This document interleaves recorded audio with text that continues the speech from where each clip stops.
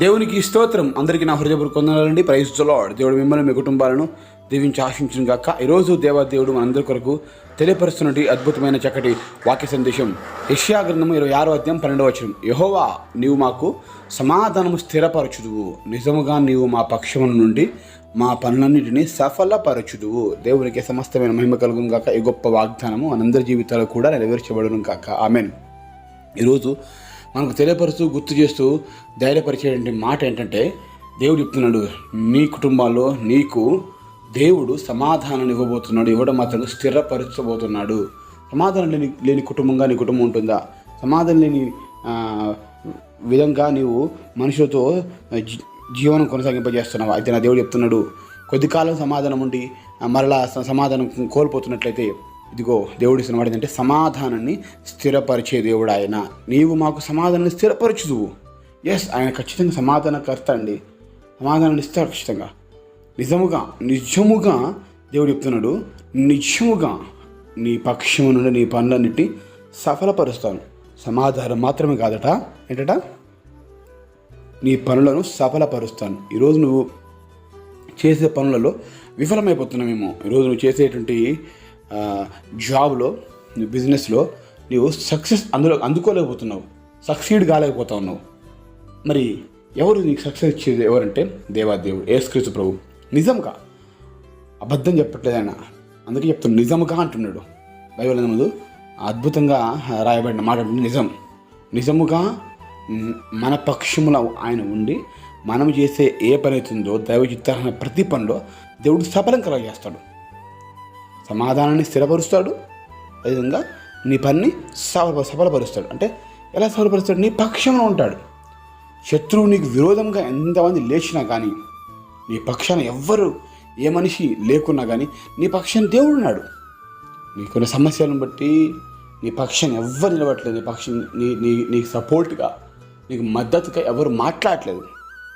అయితే దేవుడు చెప్తున్నాడు, నేనున్నాను బిడ్డ, నీ పక్షాన నేను నిలబడతాను, నేను వచ్చి కార్యం చేస్తాను. ఎవ్వరు వీళ్ళు నా పక్షాన ఉండరు అని అనుకుంటున్న వారు సైతం నేను నీ పక్షంగా చేస్తాను. వాళ్ళకి సపోర్ట్గా, మద్దతుగా నిలబడబోతున్నారు. రోజు నువ్వు ఏ సమస్యను బట్టి బాధపడుతూ ఈరోజు ఈ మాటని వింటున్నావో, నీ పరిస్థితి ఏంటో, నలుగురు అందరూ నవ్వుల పాలు చేసిన పరిస్థితిలో నువ్వు బాధపడుతూ ఉన్నావేమో. లోకంలో ఉన్న వారందరూ కూడా ఒక ప్రక్క నుండి ఒంటరిగా ఒక పక్క నుండి ఏడుస్తుంటే, అందరికంటే గొప్ప దేవుడు యేసుక్రీస్తు ప్రభు, నేను నీ పక్షాన ఉన్నాను బిడ్డ అని నీకు ఈ మాట తెలియపరుస్తున్నాడు. ఎందుకు నువ్వు బాధపడతావు? నీ కుటుంబం చిన్న భిన్నం అయిపోతుంది అని ఏడుస్తున్నావా? దేవుడు అట్లాంటి వాడు కాదు. నీ కుటుంబాన్ని మరలా దేవుడు స్థిరపరచబోతున్నాడు. సమాధానంతో స్థిరపరచబోతున్నాడు, ఆరోగ్యంతో స్థిరపరచబోతున్నాడు, ఆర్థికంగా స్థిరపరచబోతున్నాడు. నిజంగా ఆర్థికంగా చక్కెరపడిన పరిస్థితుల్లో ఉన్నట్లయితే దేవుడు చెప్తున్నాడు, నీ పక్షాన నువ్వు చేసే పనులన్నింటిలో సఫలం పొందుకుంటావు. ఇక నీకు ఆర్థికమైన పరిస్థితుల్లో మెరుగు ఇక నువ్వు చూడబోతా ఉన్నావు. నా ప్రియ దేవుని కుమారుడు కుమార్తె, అందరూ ఒక ప్రక్క ఉన్నారు, నువ్వు ఒక్కదాని ఒక ప్రక్క ఉన్నావు. అయినా బాధపడకు. ఎంతమంది లోకమంతా ఏకమై నిన్ను వేరు చేసినను, లోకమంతా నిన్ను పక్కన పెట్టినను, తృణీకరించినను, లోకులు కాకులై నీ మీద పలు నిందలు మోపినను బాధపడకు, తృణీకరించిన బాధపడకు. దేవుడు చెప్పే మాటను బట్టి ధైర్యంగా ఉండు. నేను నీకు సమాధానం ఇస్తాను.